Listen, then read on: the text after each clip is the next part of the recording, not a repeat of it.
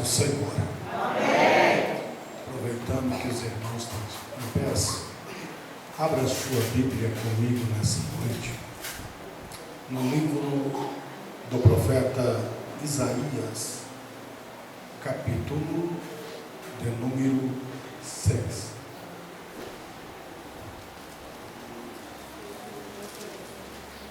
Glória a Deus.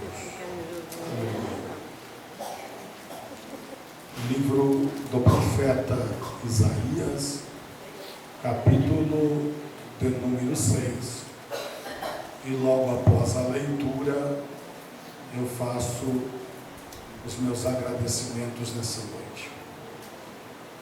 Diz a eterna palavra de Deus: no ano da morte do rei Uzias, eu vi o Senhor assentado sobre um alto e sublime trono, e as abas das suas vestes enchiam o templo. Serafins estavam por cima dele, cada um tinha 6 asas, com 2 cobriam o rosto, com 2 cobriam os pés, e com 2 voavam. E clamavam uns para os outros, dizendo: Santo, Santo, Santo é o Senhor dos exércitos. Toda a terra está cheia da sua glória. As bases do limiar se moveram com a voz do que clamava, e a casa se encheu de fumaça. Então disse eu: ai de mim, que estou perdido, porque sou homem de lábios impuros, e habito no meio de um povo de impuros lábios, e os meus olhos viram o Rei, o Senhor dos exércitos. Então um dos serafins voou para mim, trazendo na mão uma brasa viva que tirara do altar com uma tenaz, e com a brasa tocou a minha boca e disse: eis que ela tocou os teus lábios, e a tua iniquidade foi tirada, e perdoados os teus pecados. Depois disso ouvi a voz do Senhor que dizia: a quem enviarei? Quem há de ir por nós? Disse eu: eis-me aqui, envia-me a mim. Sente nessa noite, amados irmãos. Glória a Deus. Amados irmãos, eu quero nessa noite, antes de ministrar a palavra ao teu coração, eu quero glorificar primeiramente a Deus pela oportunidade de estar pela segunda vez nesta cidade para pregar a palavra do Senhor. Graças dou a Deus também pela vida do pastor Marcelo Soares. Muito obrigado pelo convite, sem me conhecer. Muito obrigado, porque só Deus faz isso. E para mim se constitui uma grande alegria estar ao teu lado. Também glorifico a Deus pela vida dos obreiros que aqui estão. Um prazer conhecê-los, um prazer estar com vocês. A esposa do pastor que ali está, prazer em conhecê-la. O nosso irmão jovem que cantou. Você tem alguns detalhes na sua fisionomia, no seu rosto, do meu filho Carlos Eduardo. Também canta, também prega. Casou a semana passada, com apenas 18 anos de idade. A esposa dele, sobrinha do pastor presidente, que é o nosso pastor, com 19 anos de idade. Deus uniu aquele casal para uma grande obra. Tenho 2 filhos, Carlos Eduardo, e Júlio César, de 23 anos. Os dois são músicos da casa do Senhor. Estão na sede, adorando a Deus. Quero glorificar a Deus pela vida da minha linda esposa. É a mulher mais linda desta casa nessa noite. Talvez para você, aos meus olhos é. Glória a Deus. Estamos casados há 25 anos. E neste ano que vamos entrar em janeiro de 2024, estaremos fazendo 26 anos de casado. Desses 26 anos de casado, aproximadamente 21 anos foram doados à obra do Senhor, pastoreando a igreja, no campo missionário, e hoje estamos somente na itinerância. Por isso eu quero glorificar a Deus pela vida da minha esposa, porque se a mensagem sair boa, se tudo der certo, ela vai chegar em casa e vai falar para mim: olha, Deus te usou mais uma vez. Se não dá certo, se não for boa, ela vai chegar em casa e vai dizer assim: Deus te usou tremendamente nessa noite. Ela me ouve pregar há quase 30 anos, porque na minha mocidade, eu era o líder da mocidade em que ela era regente. Amados irmãos, sem delongas nessa noite, nós lemos o livro do profeta Isaías. Eu sempre observo, quando vou pregar, que quando você lê um texto que alguém não conhece, ou uma história que ninguém não conhece, alguém logo pensa e fica olhando para o pregador pensando assim: eu nunca vi ninguém pregar nesse texto, eu nunca vi ninguém pregar nesta leitura que o pregador fez ou dentro dessa história. Logo fica um ponto de interrogação, e esse ponto de interrogação na mente das pessoas é esse: o que é que vai sair daí? Porque eu nunca vi esse texto, nunca vi ninguém pregar. E quando o pregador escolhe um texto como esse que eu escolhi nessa noite, com uma palavra um tanto que conhecida e pregada, logo alguém pensa assim: mas eu já ouvi alguém pregar sobre isso. Agora, vamos ver o que o pregador tem para nós dentro desta leitura. Logo, amados irmãos, se torna difícil para o pregador, mas graças damos a Deus que o pregador dos pregadores, o pregador por excelência, está conosco nessa noite. Aleluia! Eu já senti a presença dele neste lugar. Nós lemos o livro de Isaías. Isaías, filho de Amós. Amós, não o profeta, mas Amós, filho de Joás, o rei que estava reinando no reino do sul, que é Jerusalém. A Bíblia vai dizer que Deus tinha escolhido Joás para reinar, e Joás tem os seus filhos, e um dos seus filhos é Amós. Quem é Amós? Amós era o pai de Isaías. Logo, Isaías tem o sangue real. Logo, Isaías era filho de um príncipe de Israel. A Bíblia vai dizer que o livro de Isaías, ele é tão importante e tão maravilhoso, que ele é tido na Bíblia ou na Escritura Sagrada como o livro messiânico, o livro que falou mais de Jesus, o livro que mais pregou sobre a vinda de Jesus Cristo em carne para essa terra, para trazer salvação à humanidade.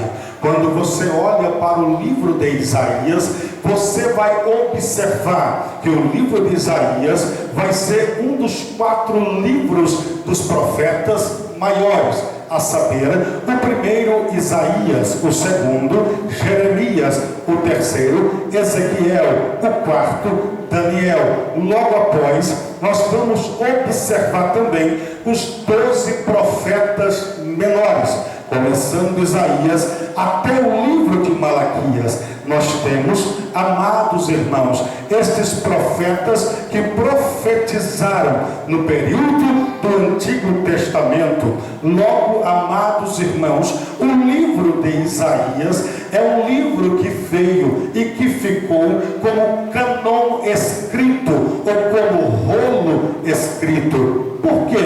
Porque existem profetas na Bíblia que têm livros escritos, canons escrito, do grego, régua ou vara de medir.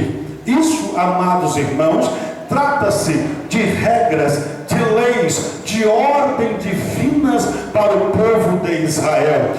Isaías, ele deixou o seu canon escrito, porém, o livro de Isaías é chamado de profeta maior. Isso, amados irmãos, não faz de Isaías melhor ou mais importante do que o livro dos profetas menores. O que a Bíblia está dizendo aqui é que Isaías escreveu uma porção maior de livros no seu livro de escritas, e os profetas menores escreveram menos dentro da sua escrita, nas suas profecias. Logo, o livro de Isaías é o livro do profeta maior. Se você observar também o livro de Isaías, a que ora lemos, você vai conhecer que dentro das escrituras sagradas, o livro de Isaías, ele é chamado de pequena Bíblia, ou de Bíblia menor, dentro da palavra. Vou lhe explicar antes de começar a ministrar o que Deus colocou no meu coração para o seu coração.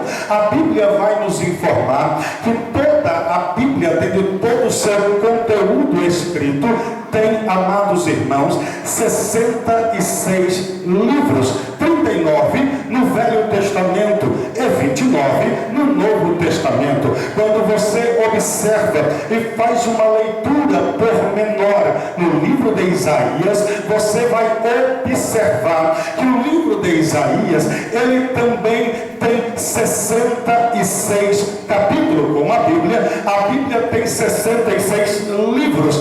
Logo, Isaías, ele tem 66 capítulos. Também o livro de Isaías, ele é dividido como a Bíblia. Os 39 livros da Bíblia está, amados irmãos, no Antigo Testamento, que fala das leis, das ordens de Deus, daquilo que Deus havia ordenado para o seu povo, ou aquilo que Deus havia ordenado para o seu povo. Logo, amados irmãos, o Novo Testamento, os 27 livros do Novo Testamento, está falando sobre a graça, sobre a misericórdia, sobre o perdão, favor imerecido que nós não merecíamos. Quando você observa o livro de Isaías, os primeiros capítulos do livro de Isaías, como os livros da Bíblia, do capítulo 1 ao capítulo de número 39, Isaías está falando para o povo da época, dentro do juízo de Deus, dentro da justiça de Deus e da punição do Senhor para o seu povo que pecasse contra ele. Se você observar do capítulo de número 40 ao capítulo de número 66, os outros 27 capítulos, Isaías está falando de um período de paz, de um período de livramento, de um período de misericórdia de Deus, como a Bíblia está falando da graça e do favor que o povo não merecia. Por quê? Porque o povo ia ser levado ao cativeiro babilônico, e depois disso, dentro dos 39 livros, a juízo, e dentro dos 39 capítulos,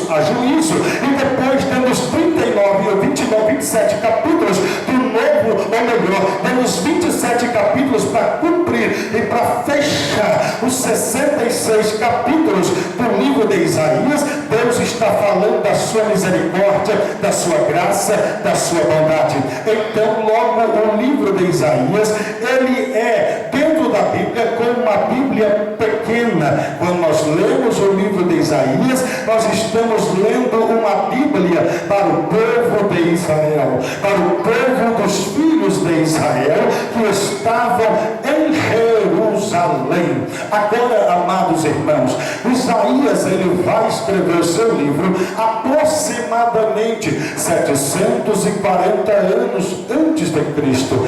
Aleluia! A palavra Isaías significa o Senhor salva, ou o Senhor é salvação. Agora, nós lemos, amados irmãos, o capítulo de número 6 do livro de Isaías. Observe, amados, que no livro de Isaías, no capítulo 6, Isaías ele vai tirar, aleluia, este capítulo de número 6 para falar do seu chamado, diferentemente dos demais profetas. Por exemplo, como o profeta, aleluia, Jeremias, que ele fala do seu chamado no primeiro capítulo. Também, amados irmãos, do profeta Ezequiel, que fala do seu chamado no primeiro livro, ou melhor, no primeiro capítulo do seu livro. Agora, Isaías, ele vai deixar o tempo passar. Isaías, ele já era profeta quando ele escreveu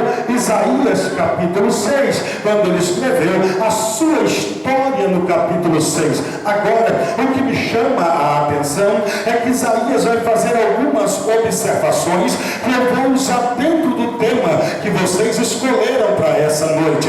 A Bíblia vai dizer, amados irmãos, que Isaías, ele começa escrevendo o seu livro, dizendo assim: no ano em que morreu o rei Osias, no ano em que morreu o rei Osias. Alguém vai dizer que Osias era primo de Isaías, mas segundo a escritura e a história bíblica vai dizer que Osias, ele era, aleluia, tio de Isaías. Osias, o rei Osias era tio de Isaías. A Bíblia também vai nos informar que foi no ano em que morreu o rei Osias. Aleluia! Quando você olha esse texto, a impressão que nós temos, logo a visão que nós temos da palavra, é que neste dia, ou foi no dia em que Osias morreu, foi o dia que Deus chamou Isaías.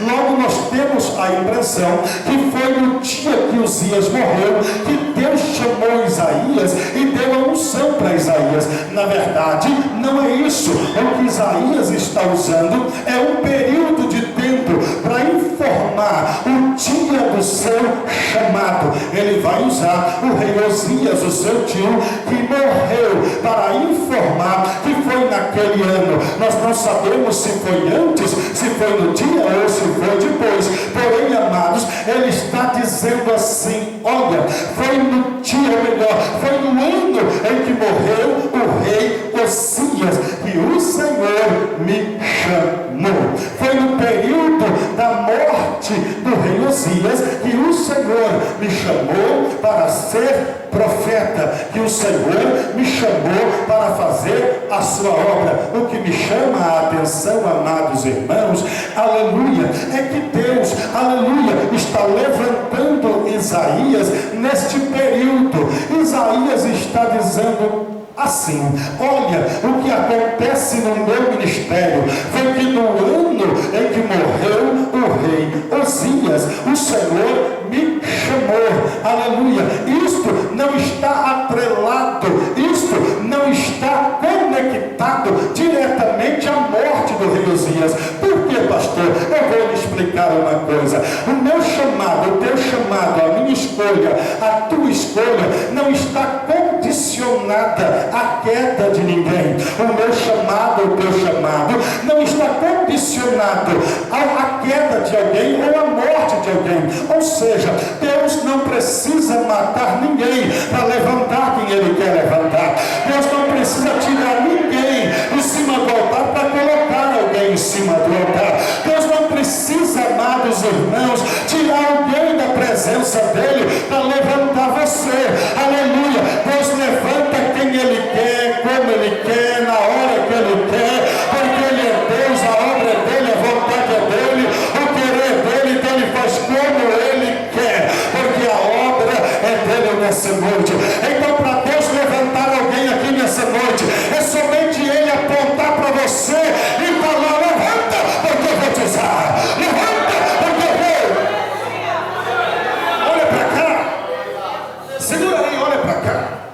Então, o meu chamado, o teu chamado, a minha escolha, a tua escolha, não está condicionada à queda de ninguém, não está condicionada à morte de ninguém. Deus levanta quem ele quer, faz como ele quer, porque ele é Deus. Agora, o chamado, ou o chamamento de Isaías aconteceu dentro desse período em que o rei Osias, o seu tio, morreu.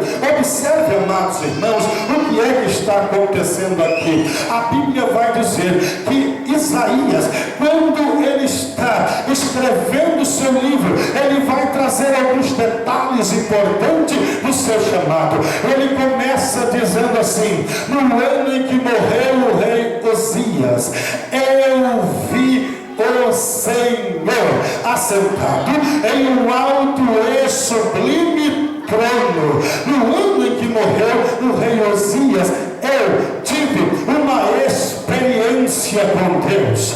No ano em que morreu o rei Osias, eu tive uma experiência com Deus. É isso que Isaías está dizendo, que o seu chamado, o chamamento de Isaías não foi porque Osias morreu, não, é porque Isaías teve uma experiência com Deus. Aleluia. Eu vim aqui nessa noite para dizer nesse Aviva que este período em que nós estamos vivendo na face da terra, muitos vão ter experiência com o Senhor, porque Deus vai levantar muitos nessa última hora para a glória do nome do Senhor. Mas entenda, para Deus te levantar, outros não precisam cair, ele vai te levantar aonde você está, ele vai te levantar para fazer o que ele quiser, ele vai te dar uma experiência, e o nome do Senhor será glorificado.